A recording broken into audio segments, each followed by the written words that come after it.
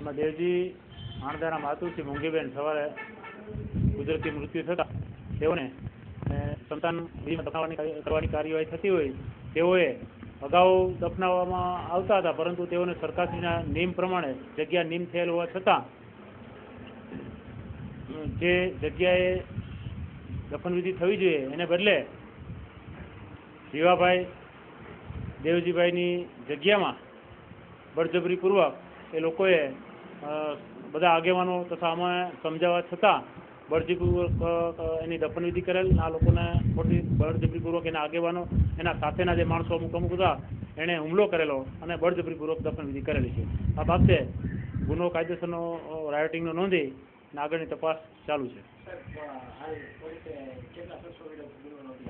નહીં, હાલ તપાસ છે આરોપી, એમાં તપાસમાં ખુલે તેમ છે. હાલ આરોપીઓ વિરુદ્ધ ગુનો દાખલ કરવાની કાર્યવાહી